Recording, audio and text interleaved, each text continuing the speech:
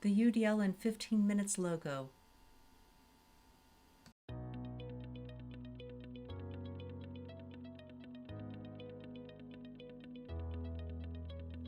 Hello, and welcome to UDL in 15 Minutes, where educators discuss their experiences with UDL. I'm Louie Lord Nelson, UDL author and leader. Today, I'm talking with Amanda Tong and Claire Sheppard, who will share a story from when they worked together at an independent school in Sydney, Australia. They're going to talk about how Claire's students shifted in how they saw themselves as learners. Hi, Amanda. Hi, Claire. How are you? Hello, we're really well, thank you. Hello, lovely to be here. Oh, wonderful. So, can you each share a bit about your current roles as well as the roles that you had at the independent school? A headshot of Amanda with shoulder-length brown hair and a brightly colored scoop neck shirt. Absolutely.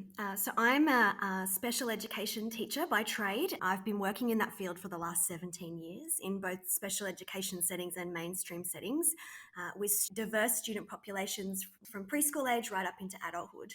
And most recently, I've been working at an independent school, a mainstream school in Sydney. And I coordinated the learning support program in the prep school, the primary school there for many years, before transitioning to a UDL coaching role, working with staff across the school from kindergarten to year 12. And I had the pleasure of being involved in a project based around UDL with Claire during that time as well. A headshot of Claire, who has straight, chin-length hair and green eyes. So I'm Claire. I'm a primary school teacher and I've been teaching for 7 years. I'm currently teaching year two at a school south of Sydney. However, during my time working in Sydney, I taught year four and then year five and worked with Amanda in a professional learning group to learn and share my experiences with UDL. A sunset photograph with the Sydney Harbour Bridge in the background and the Sydney Opera House in the foreground. Perfect. So, from what I understand, part of the success with UDL that you both experienced came from pairing teachers and learning support teachers. So, could you describe those relationships and how those were set up and how those were supported? Yes, so I guess in some ways a little bit of background information about the school would be helpful. So, the model of delivery for learning support when I arrived at school was a very traditional one. So, learning support managed all of the programs and individualised plans for students with an identified disability. And students who weren't performing in class at a level commensurate with their peers were referred to learning support for additional assistance. So, this support was delivered largely through withdrawing students to attend remedial sessions or through the provision of a learning support assistant or teacher's aide to work one on one with students.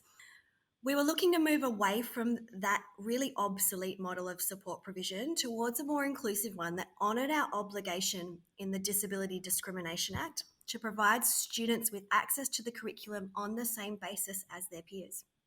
So we were committed to students being best served in the context of their mainstream class, and we were really looking for a feasible and sustainable way to support teachers to better cater for the diversity in their classroom at both ends of the spectrum, really. The cast UDL graphic organizer with the guidelines. And UDL was a perfect, really natural fit for us and is best practice when it comes to inclusive practice. So our challenge was then, once we decided on our philosophy and pedagogy and our mode of delivery, was facilitating buy-in from staff. Traditionally, our school had adopted a real smorgasbord approach to professional development for teachers. And as a result, new initiatives weren't often readily received by staff who were a little bit confused about our goals and sometimes then lacked motivation to invest time and energy in things where there wasn't that level of accountability for them having to implement new ideas that have been introduced, and particularly because they knew that at our next professional development session we will have moved on to something else. A cast graphic with suggestions on how an expert learner behaves. So we were challenged to think about how we could introduce the idea of universal design for learning and support its effective and ongoing implementation in a way that was really authentic and organic and sustainable.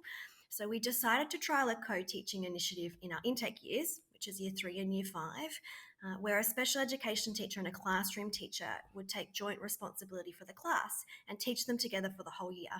They were both provided with training in UDL and were supported to use the UDL guidelines to meet the diverse needs of the learners in their class. And they also met with myself weekly throughout that process as a UDL coach to guide and mentor them. And it really was valuable because it provided a unique opportunity for both teachers from different backgrounds and with different experiences to learn and benefit from each other. And they grew together in their understanding of UDL, and that relationship, that joint sense of responsibility for all of the students in the class, I felt was so much more powerful and positive than learning support staff simply kind of dipping in and out and providing advice to teachers about what they should be doing to better support the kids in their class.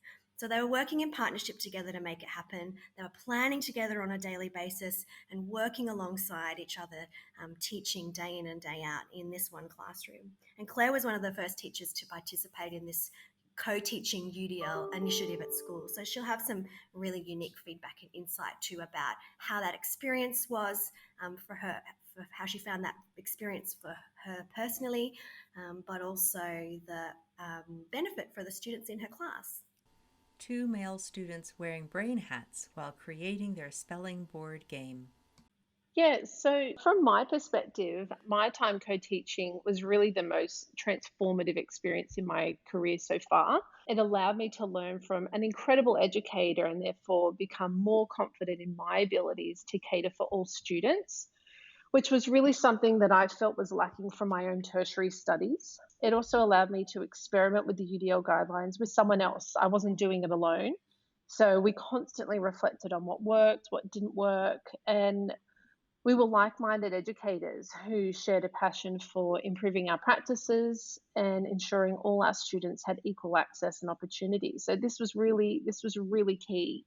We were open and honest with each other, so really kind of balanced each other out. So it was just such a perfect way to take on board something new and learn together. That's perfect.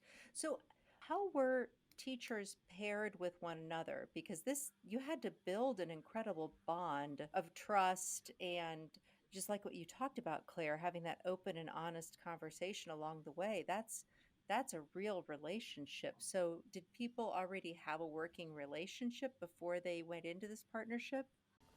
A student-generated board game based on Pokemon. During this game, students have the chance to earn and spend money in a Poke Shop if they spell words correctly. They did. We approached teachers that we knew initially would be on board, that had a similar kind of philosophy and approach to education and an interest in working with a diverse population of students. So, in particularly in Claire's scenario, we had 100% buy-in from herself and from the special education teacher. They were really motivated to participate in the project and make it work. The second class that we trialled it in, we had 100% buy-in from the special education teacher. The classroom teacher, however, was selected and asked to be part of the initiative despite having some reservations herself and some differences pedagogically herself. And we definitely saw a big difference in terms of how effective that relationship was, how effectively staff were able to work together, and the positive impact on the students and the culture of the classroom that they managed to create together in that space. Yeah, we all have to come to kind of a mindset with UDL to be effective implementers. And for some, it just takes a little bit longer, or they just need to see something before they can move forward. So it's exciting that that teacher still said, yes, I'll give it a shot. So, over time, there's possibility. There's always possibility. A second student-created board game with multicolored squares around the edges of the paper and directions written at the top to help students practice their spelling words. Yeah, absolutely. And definitely, I think that when we surveyed the staff about universal design for learning and their knowledge and where they were at in terms of their UDL journey and any kind of concerns they had around implementation, one of the biggest things that they said was, I really want to see what it looks like in practice. I can understand the theory behind it. I can understand why it's important, but what does it look like? How is it different from some of the other things? How is it different from differentiation? How is it different from providing my students with a menu of learning options in the classroom? How is it different from thinking about de Bono's thinking hats when I'm designing learning experiences? So they really wanted to see, what does it look like in practice and what does it look like in terms of my planning and preparation. This project was a really kind of nice way of us showing them what that looked like in practice day in and day out as well. Yeah, absolutely. A photo of a chalkboard with 5D spelling buffet and choices written on it. I think I think in terms of the co-teaching relationship, one of the most challenging parts initially for me, the classroom teacher, was giving up a little bit of control and sharing the journey and the class and the responsibility with someone else. And I think given that I was quite new to the teaching profession anyway, I wasn't really set in my ways. I was really very open to trying anything and everything. So I think that was part of our success in that it was a little bit easier for me to give up control and say, okay, my co-teacher today is really going to run the class and I'm going to work with a small group, where I know from working with Amanda and talking with teachers, some of the hesitation is the classroom teacher not wanting to give up that responsibility. And in that case, it's just not going to work. It needs to be a partnership. Yep, you're exactly right. Yeah, giving up some of that control is a big part of it. Yeah, and then but having that partnership can help. I think makes us feel a little bit more secure. Absolutely. Yeah. And those open lines of communication too. It was really lovely for us to have those facilitated kind of reflection times together, because there were doubts along the way too. I remember at some points in that kind of process, Claire would be unsure of what kind of value she had to add, but being really open with, of course, she had so much value to add to that relationship and a different perspective and skills and expertise to contribute. But it was just about being open in terms of those lines of communication and communicating that with her co-teacher, and for her to respond in that really nurturing way as well. Because I think both teachers, interestingly, Claire said at the time she was quite a new teacher. The special education teacher had been working in special education settings for 20, 30 years, so very experienced, but similarly was experiencing the same level of kind of doubt. This is a new context for me. I'm not used to working in this way or in this relationship. What value do I have to add? So those reflection discussions and together were really important, and those open lines of communication to and that feeling of safety to kind of express those concerns and doubts and move past them was really important as well. That's a great segue to the next question that I actually wanted to ask, which was about the students reflecting on their learning. So we have the teachers being so reflective, but then how did you help the students start down that path of reflecting on their learning? Because we know that's what is needed for them to understand what it means to be an expert learner. A mind map of student ideas stemming from the question, how can we recruit our interest in spelling practice? Yeah, so having worked with UDL for a couple of years, I was looking for a way to kind of take my experience and knowledge a little bit further. I wanted to, I suppose, have my students finish the year with a really good understanding of what learning looks like for them, to really get inside themselves and figure out what works and what doesn't work. And I suppose up until that point, I'd been using the UDL framework and probably still making too many decisions for my students. So I now wanted to hand over the reins. So I had my students reflect on what an expert learner looks like.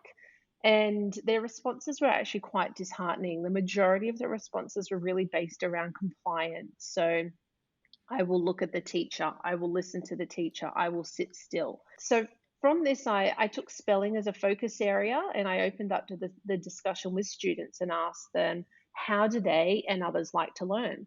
And we brainstormed different ways we could engage in our spelling practice, and then the students made and created their own resources. A capture of a TripAdvisor review from one student reading, my entree scored a 10 out of 15. I am confident, but I need to work on it more. My main course was the maze. It was okay. I think I will choose something else next week. From this, we created a spelling buffet, and each day students selected activities which suited their needs and their mood. And at the end of each session, students used a bit of a TripAdvisor style reflection about their experience, not only with the task itself, but how well it engaged them. And during this time, I was using student friendly UDL guidelines to have students focus on selecting activities that would recruit their interest and to help them to stay motivated. So I was really working within that engagement area.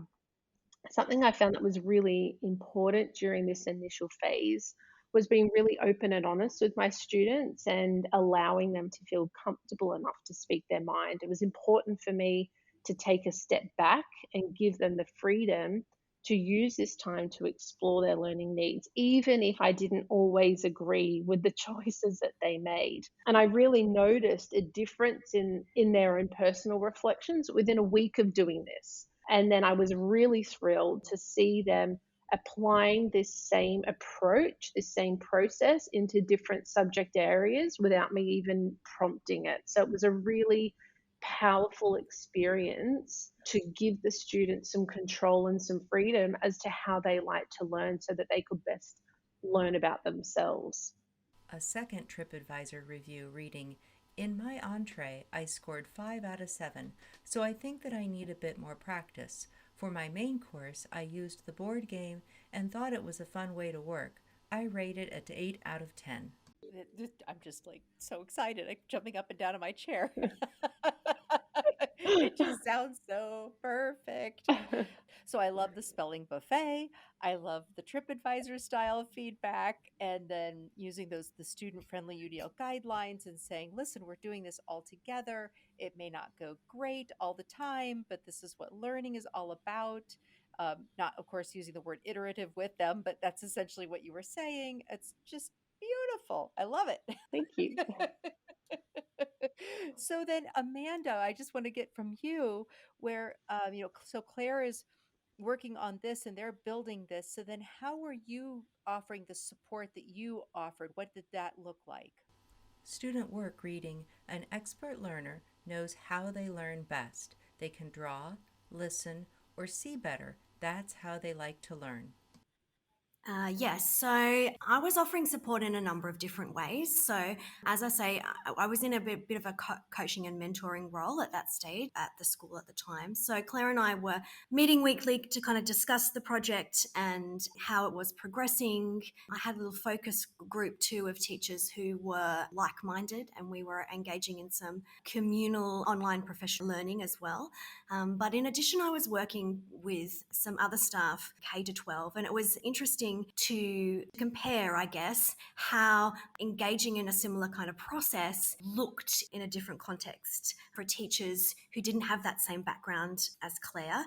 And I think without generalizing too much, that process of scaffolding student learning and laying those really strong foundations to support their understanding can sometimes come a little bit more naturally to teachers who have that strong grounding in early childhood education and in that primary setting. I worked with lots of teachers as in that instructional coach kind of role who really gravitated towards the idea of providing students with extra options. I love that menu idea and that idea of giving them options to express their understanding, but then in that other sense failed in some ways to grasp the importance of providing them with options to engage their interest and support their understanding at the same time.